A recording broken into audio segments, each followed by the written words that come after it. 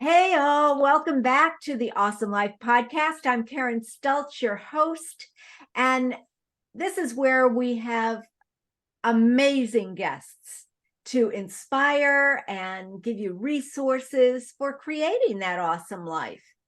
And my guest today is a dear, dear friend and amazing lady.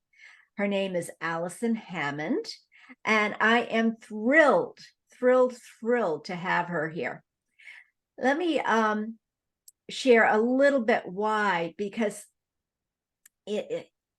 she doesn't know this is happening, so I got to share this. The thing is, you see, we learn in different ways, right? Some people are visual, some people are kinesthetic, some people are auditory, and all of them, sometimes people are all of them, or they learn in a different way. For me, I'm more kinesthetic. It's very difficult to visualize for me. And Allison is a visual facilitator. So she is actually helps us visualize things. And the best thing about Allison is that she also connects that visualization with the kinesthetics.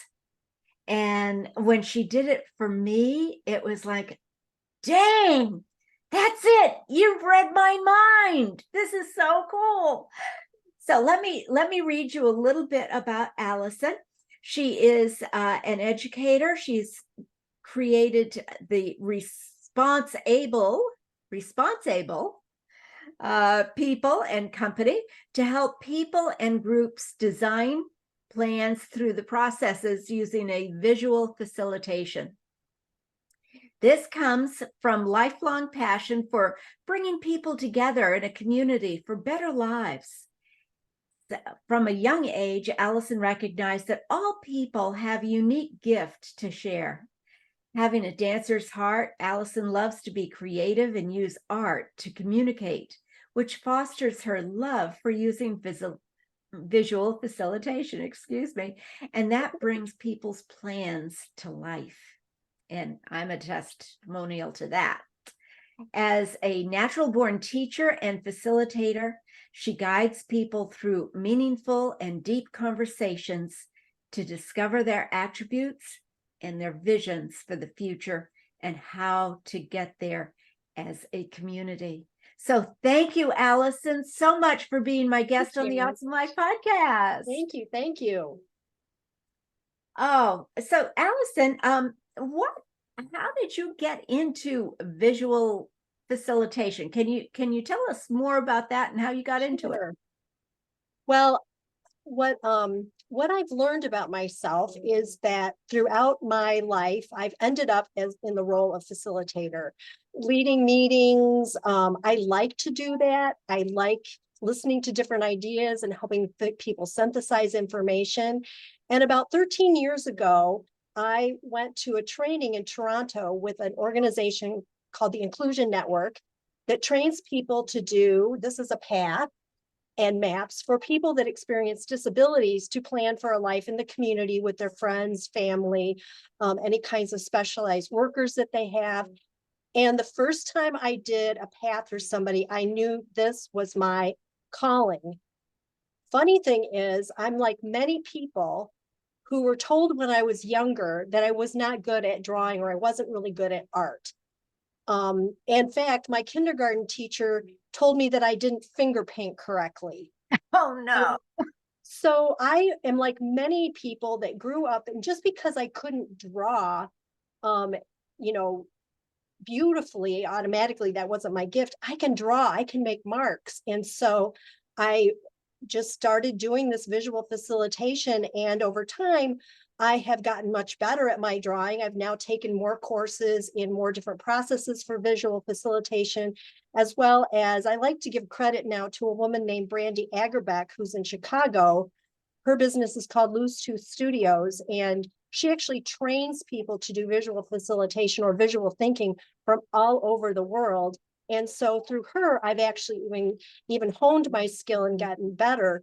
at the drawing part, but that's how I got started. And when I'm doing visual facilitation and leading a group through a conversation, I find that I just get into a zone, and the drawing helps me focus and really listen to people as I'm also, synthesizing and trying to figure out what would it be, an image or a shape or a line that would help make meaning for the people that I'm facilitating.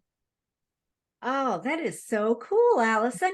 And that one thing I notice about you is for me, when I am thinking about what line or shape or whatever, I would be a little bit distracted from the what is being said. So I would miss something. But that doesn't seem to be the case for you. You are able to listen and almost intuitively find the right path. Right. Well, first of all, what I draw is very simple. It's stick figures and a lot of shapes that I put together to make things. And one thing that I have learned over time is some tools that help with that. For example, before I go in to facilitate with somebody, I may find out beforehand what are some of their interests. So, for example, I had a person that really, really loves horses. Well, I needed to figure out how to draw something that could resemble a horse. I can't draw a beautiful horse, but I can draw a stick horse that makes sense for them. Or, for example, I also did some facilitation with a company that is a pest control company. So I thought, well, I better go and learn how to draw some rodents and some bugs, just not so much to make it as an illustration, but just to be able to draw enough that it symbolizes what that is. Some people might call that drawing icons. The other thing that I've learned to do is the paths and maps and solution circle processes that I use have a very set framework. So that really helps too, because I know where different things are going to go on the piece of paper. If I don't know that, it helps if I have an idea from an agenda or what the topic is, so that I know, if am I going to be creating like a timeline that'll go across the page? Am I going to be looking at what's a main idea that needs ideas to sprout off of it? Or maybe there's a big topic that's going to have different components to it. So that really helps me have ahead of time an idea of what I'm going to draw. And I more and more, though, am practicing. When I go to presentations, I will just pull out my iPad and draw. Or another practice that I have, which I need to do even more of because it's really a challenge, is to do visual note taking during like a TED talk, because I don't know what that person's going to say, but it helps me, practice listening and drawing at the same time. And so, yeah, so it just comes to me, but it is a practice. It is a practice, isn't it? And it doesn't matter who you are or what your gift is. This is actually a marvelous gift that you have. Right. In education and caring about people.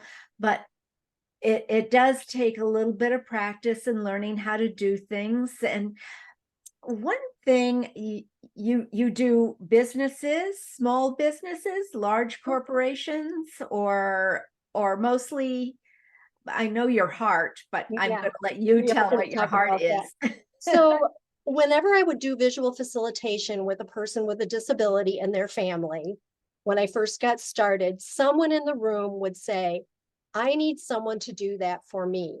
And it usually was a family member in some other kind of life transition, like getting ready to retire, or a sibling that had just finished college and really didn't know exactly what they wanted to do. So I knew that taking these drawing facilitations to other people besides just people with disabilities would work. I also know that there's a woman named Beth Mount, who is a visual artist. She also happens to be a social worker, and she really created a lot of the processes that I use, or was part of creating those. And I knew that she was also working with corporations and doing corporate leadership training, strategic planning. So I also knew that this would work. So far, I've worked with some churches, I've worked with some small businesses. I have now worked with some families. But one thing I did learn when you were talking about corporations is that as I've been on calls with Brandy, there are people throughout the world that are on call for large organizations that they get pulled in when a team needs to get together and solve a problem, make a decision, or maybe do some short-term planning, what I would not be useful for is if a corporation wanted to do a ginormously huge, big international strategic plan where they need to be analyzing a ton of data and things like that. I might come in and when they're at certain parts of that, but I'm really more about shorter term to like 1 year planning to maybe 3 to 5 years of planning, because, well, I'll get more into that with some of the techniques, but part of it is that in all the processes I use, people are going to get to the next 3 to 5 steps that they're going to do right away. So, so that's why I know that this will work. And yeah, I'm excited about the opportunity to do so.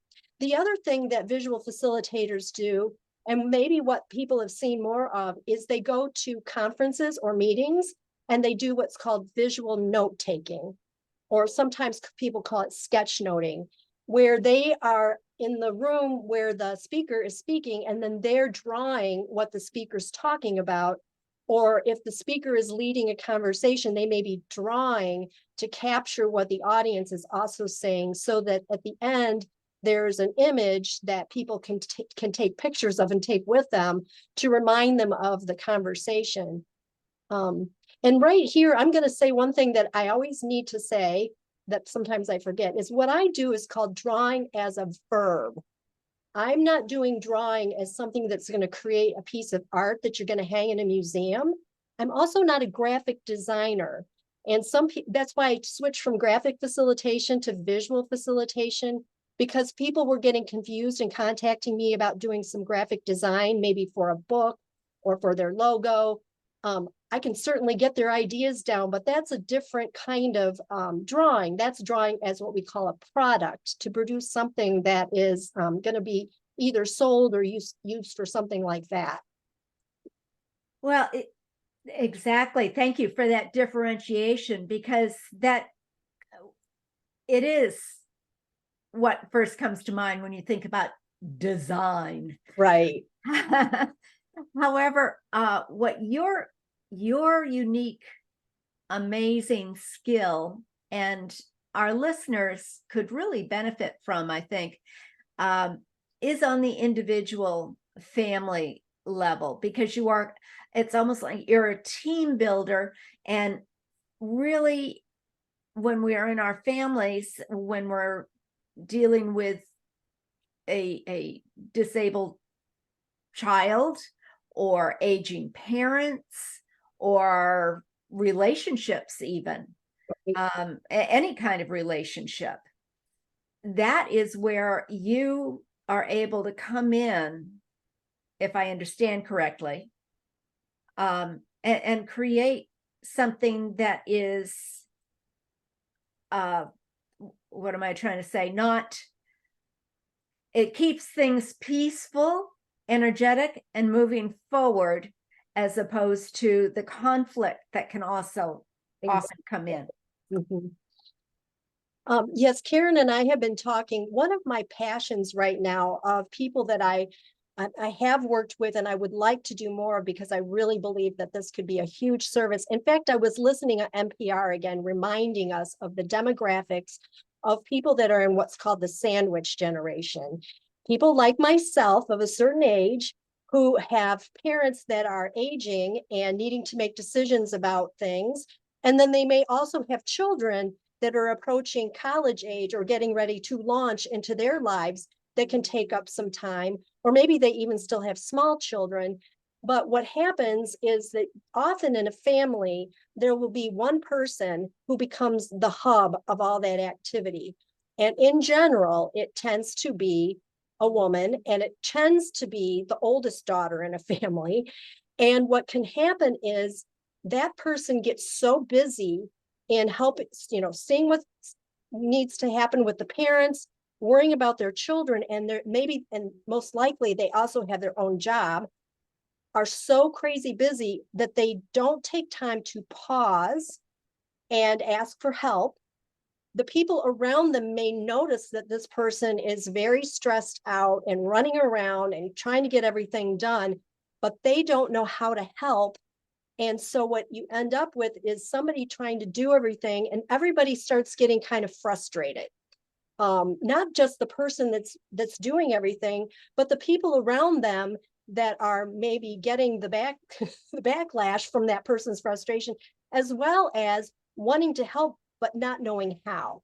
So I've actually done this now for my own family and another family where there's aging parents, and getting all of the siblings in the room, and let's talk about, and the parents, and let's talk about what the parents want for their life. And oftentimes, this is families where the parents are beyond what I call the honeymoon years of retirement. They've done their bucket list, they've traveled, they've bought the second house, they've done all the things that they've wanted to do, but now they're hitting a certain point where they're needing to think about, do we stay on our own home? Are we going to downsize? Are we going to look into one of those assisted living arrangements where you move into independent living, and then slowly in that facility you can move more into more assisted living? What choices do your parents want? And then how can the family support those choices? And what's been really helpful is that the children can all talk this through. Many families already have people assigned to be power of attorney.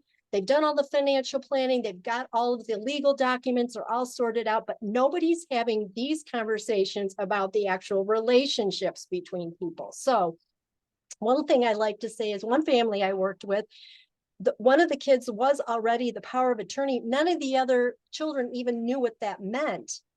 And they thought that by that, then that meant that this sibling got to make all the decisions. Well, that was not true. In fact, this sibling didn't want to make all the decisions. So they were able to sit down and talk through, who's going to go visit mom in the assisted living facility on a regular basis, because other kids couldn't do that right now. So one brother said, you know what, my wife and I, we have the time, we can do that. We will be the people that check in with her. We'll take her cards, we'll take her pictures. The sibling that was the power of attorney started helping out with more bill paying. And so they were able to really sort out who's got what role. And they all loved it because they said they felt like they were the Keystone Cops trying to figure everything out. Another family that I've done this with is my own family. And this was tricky because now I'm facilitating, trying to stay neutral with my own parents. But what's come out of the 2 plans I've done with them now is my mother's mobility is getting worse and worse, but her brain is really working. My dad is the one that's struggling more with his memory, but both of them agreed that wherever they are, they want to make sure their health and safety is first and foremost. So right now they are still in their own home. We're getting closer and closer to having them need more in-home care or considering moving to assisted living. And while my dad can struggle with that because he doesn't always remember that we've had these conversations, we can point to his path and say, remember, Daddy, health and safety and mother's safety is foremost in your mind. And that's why we're having this conversation right now. So that's been incredibly helpful to remind them of what they said that they wanted, and how, as we're supporting them, we can pull them back to something that they said that's drawn out and bring them back into the conversation. Is it easy all the time? I have to say, no, it is not. However, it certainly is a lot better than just randomly every once in a while springing in with my dad and saying, have you thought about this? Because without that picture, he may not remember, and he also may not remember that that's what he said, but we have that as a tool to keep our family on the same page. Oh, that is so, so, so important, especially in this day and age. It is a lot of my clients come to me with that very same issue of, my parents are just getting to that point. And I wish you had been around when I was caring for my parents. That's all I can say. I hear that a lot. Yeah. I think one thing I want to be clear that I am really sensitive to, however, these are difficult conversations, and families' dirty laundry, frankly, can start hanging out a little bit. And here I am, a person that they don't know. And that can be scary. And I just want to acknowledge that if you hire me to come in and work with your family, just know that I'm going through the same experiences. I'm having the same kinds of difficult conversations with my own family. So I really do empathize and I understand. But also, I have so much experience with as a facilitator, talking through various groups that have had different levels of conflict, that first of all, as I'm drawing, people are focused on what I'm drawing instead of looking at each other across the table and passing papers around. That helps immensely. And also, I'm able to synthesize a lot of what I'm hearing. And if somebody's being really vocal, well, I've already gotten what their idea is on the piece of paper, so they tend to not keep talking. The people that never feel like they're heard, I can ask them as a facilitator, I have not heard from you yet. Is there anything you want to add? And get their picture up on the board. And now we're starting to see, oh, this is where we agree. This is where we have differences. Where do we come together? And that's part of my facilitation skills beyond just the drawing, is I'm really able to help people synthesize that kind of information. But the pictures really help, because my new thing is people will say, oh, I see, because they can see what I'm drawing. That so true, so true. And I can see it now. When I was caring for my parents and there were issues and sitting around that table and those papers going around and one person saying everything and no one else being able to speak up, Right. being intimidated. Almost, you're an excellent facilitator, but you're also a mediator, it sounds like, because you can Yes. really hear what is going on, and because you are putting it on paper, you can do that facilitation. You can see that that visual statements, as you said, with your dad, just as a Right. reminder. Right. um and yet you're also able to say, all right, I need to hear from other people now, so Right. that we can get Right. the big picture, so that we can all be on the same page. Exactly. Exactly. Oh, that is so, so, so, so powerful, Allison. And, you know, is this your typical way of creating plans for your organizations? And well, all right, so we talked about the um, aging parents, the sandwich communities. Mhm. Oh my gosh, I'm so grateful I did not have to go through that. uh, and also the uh, disabled children, mentally challenged children, and what to do in those situations. And you allow those children to have a voice. Absolutely. Absolutely. Hmm.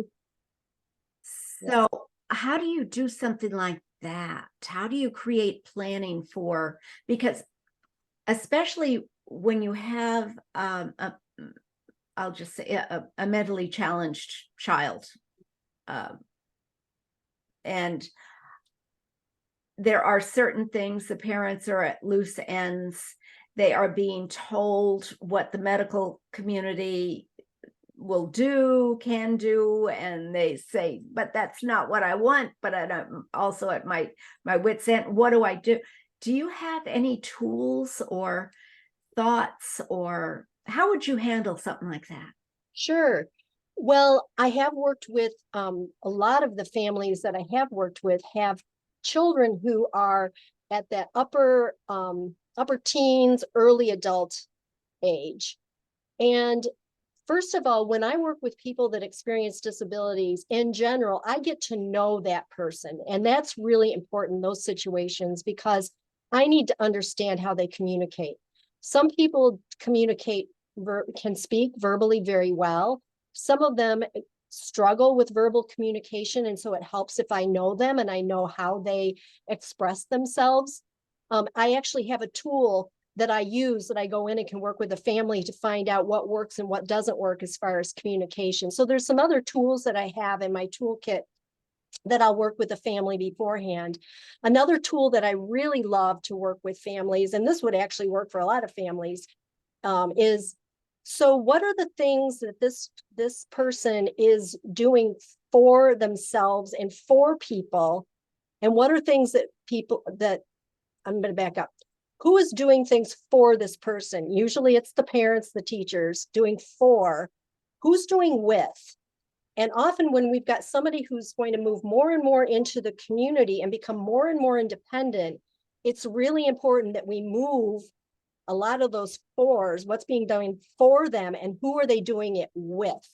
So for example, who's always been cooking? Who's always been cleaning? Who's always been doing their laundry? Who's done this for them? Now, how are we going to move that to they're doing it with the parent so that if they move out and are more independent, they can do it for themselves or maybe with a roommate, with somebody else to help keep a household.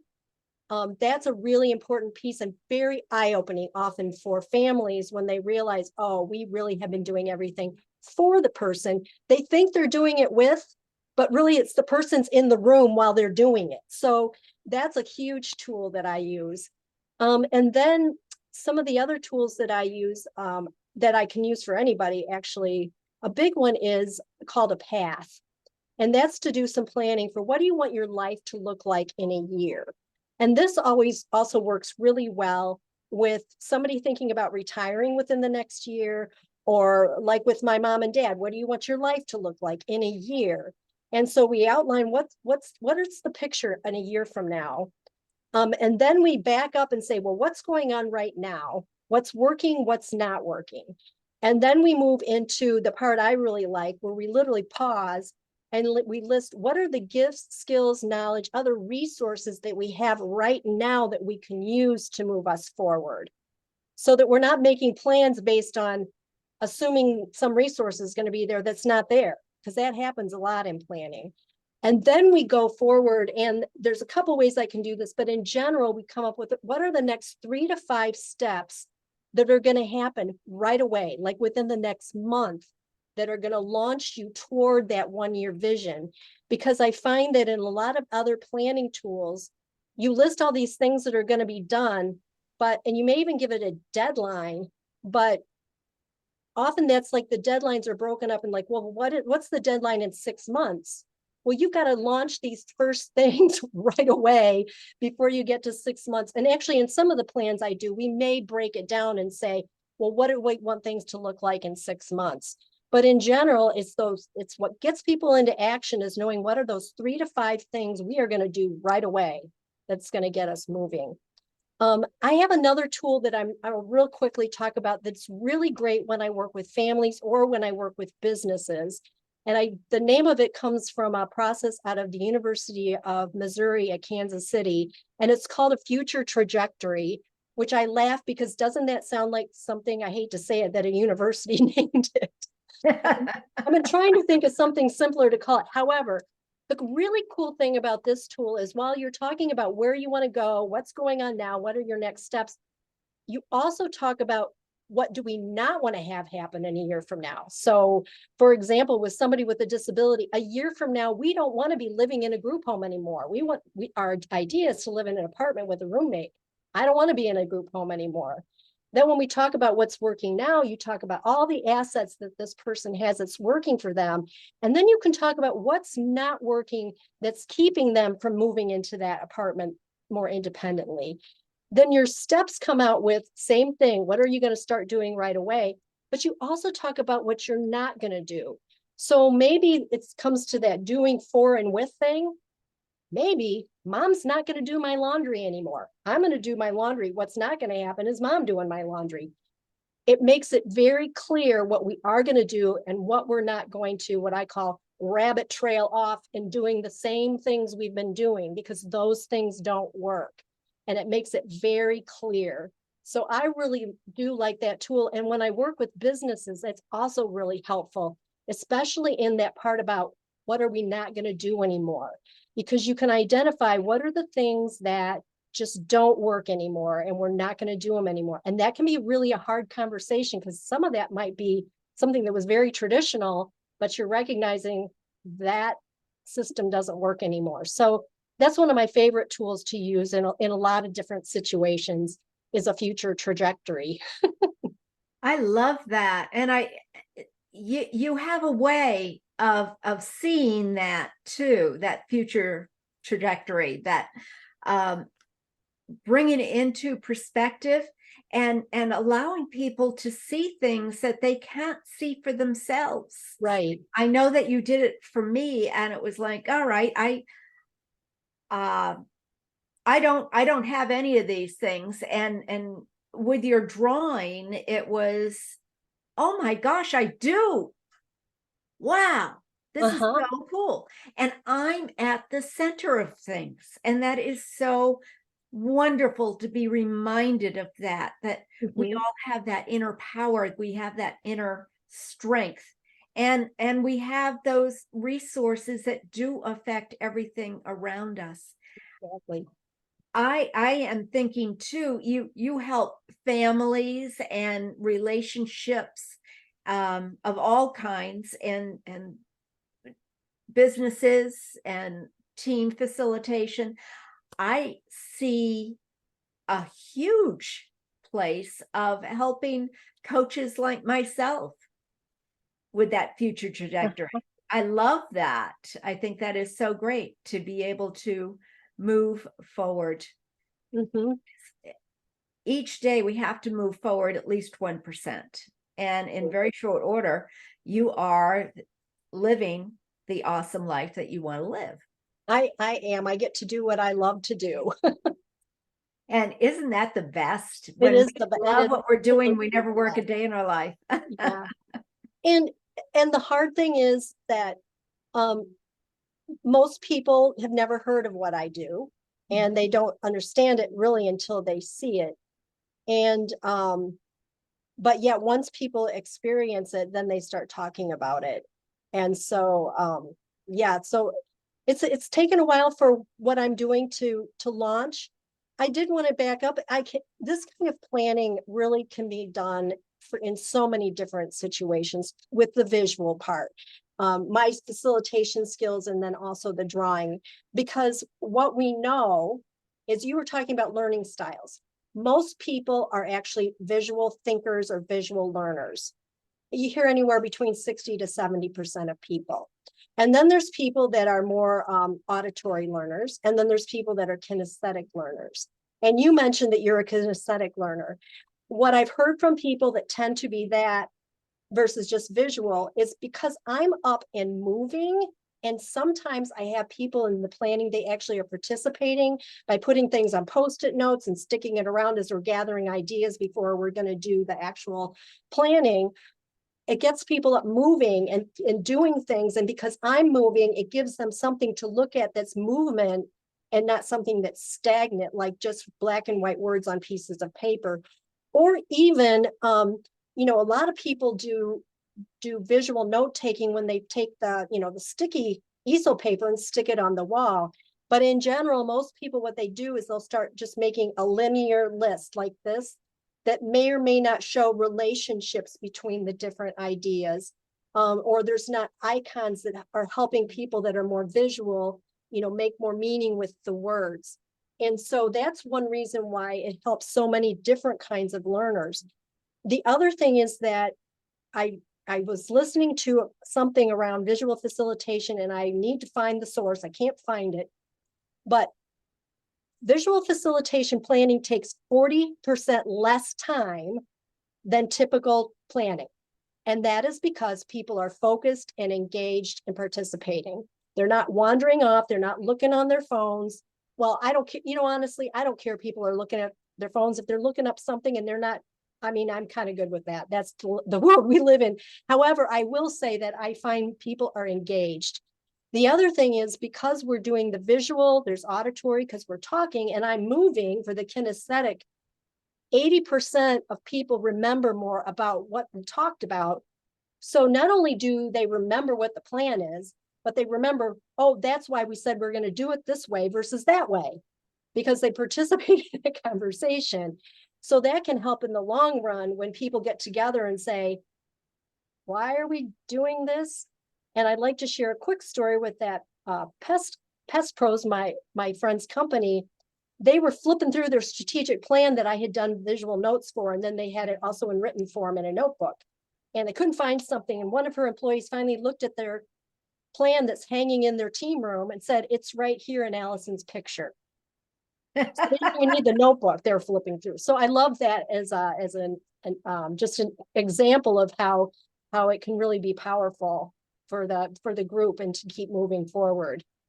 Absolutely, absolutely. I can see every smidgen of it. And if I could see better that plan behind you, it's there. It's just absolutely there. Yeah, this is just one example. Yeah, I'm actually putting together a video which is going to be offered on my website for people to look at when they subscribe.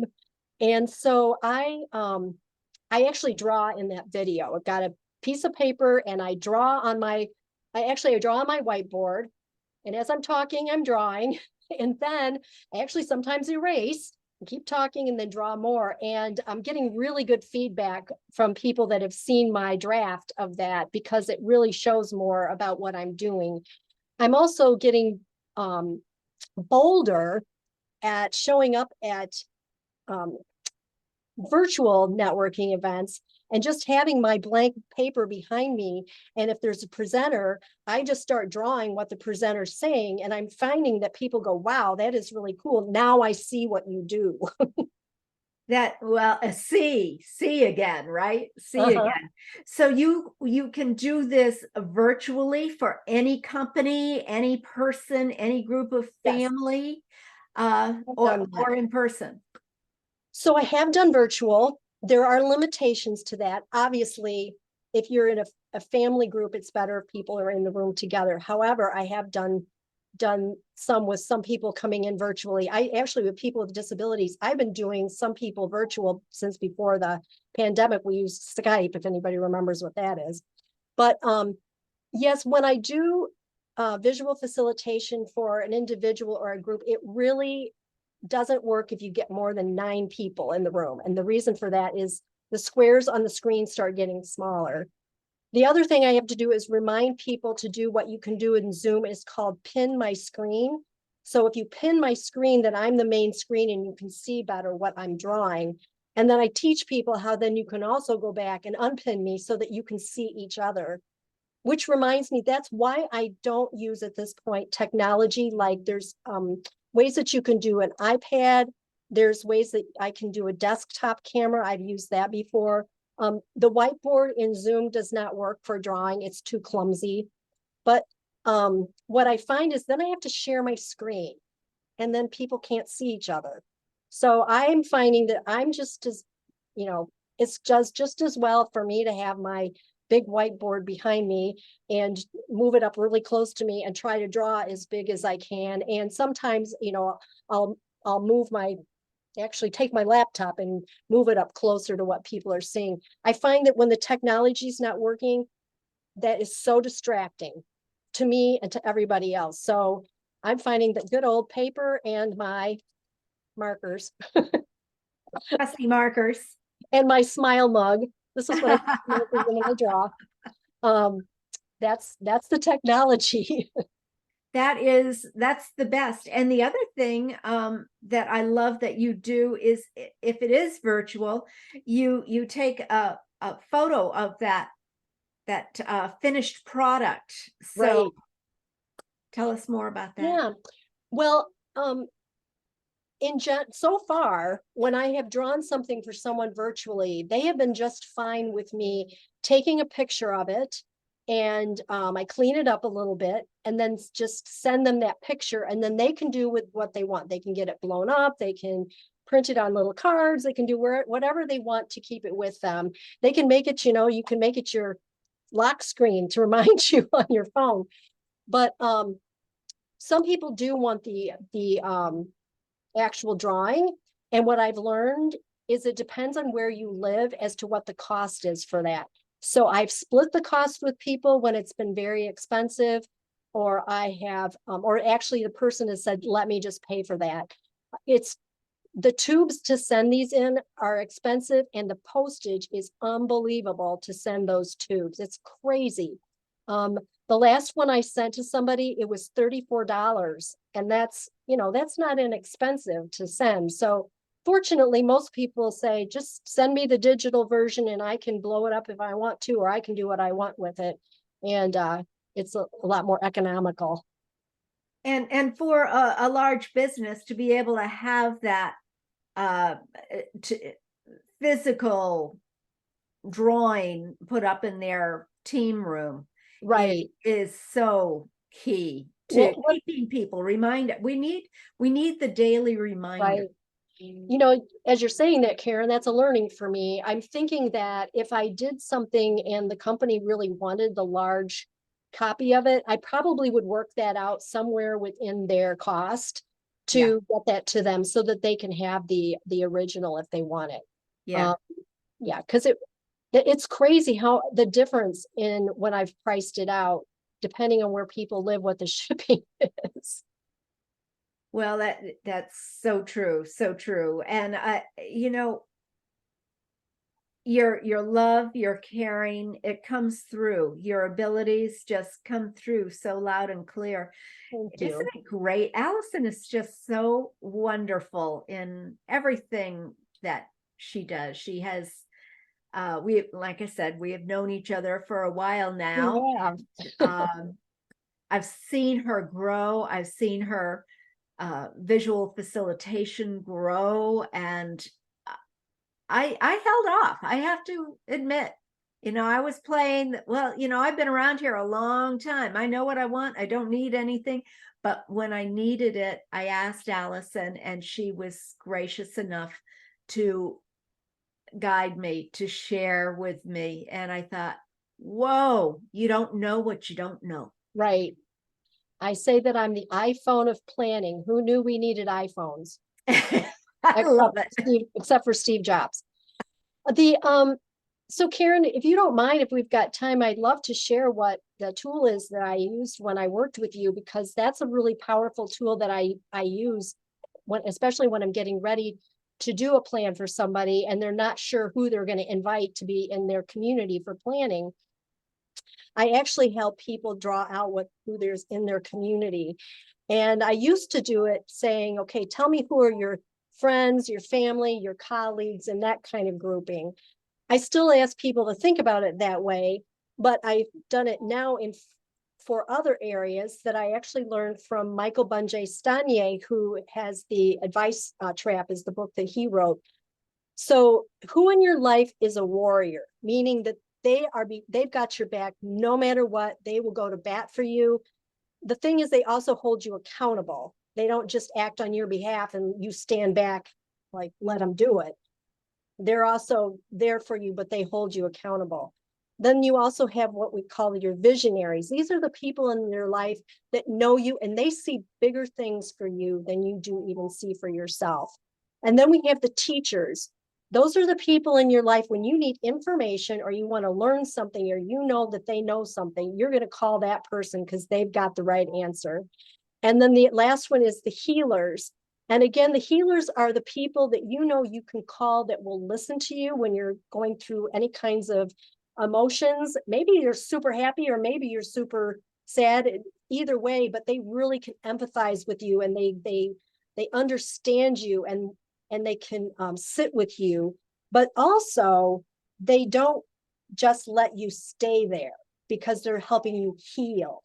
So they are able to ask you questions and think about things differently to help reframe what it is, whatever it is that's hurting you or has harmed you in the past that you need to get past. So those are now the 4 categories I use. And I found that to be really, really, really helpful and helping people think through who might I invite, because you can invite 4 of your friends, but all 4 of your friends are in the same category. And that's great. And they're all going to have different ideas because they're different people, but it is kind of nice to have a mixture of people's gifts and skills and who they are to you in your life. And also what I found was when you did that for me, creating that community, because it did open my eyes when you explained what these different categories were, because warrior is it strikes a negative chord in me. Right. Uh-huh. And so definition means a lot. What is your definition of what a warrior is, so that I can embrace it instead Mhm. of being repelled by it? Right, right. And They're not that's the war what you hawks. do. So that's what you do in doing this. But the other thing that you did was you created me right in the middle, and it was almost like a little heart Uh-huh.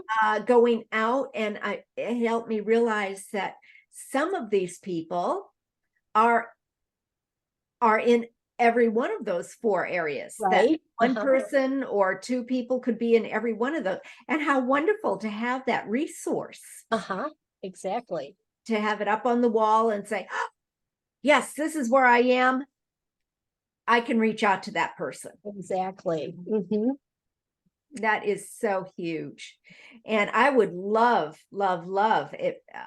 We are getting up on time here, but I would love to hear more tools that may show up for you. And perhaps we can have you on again so you can Sure. share more, because I think, just like coaching, when it began, when I started in coaching back in 2001, Uh-huh.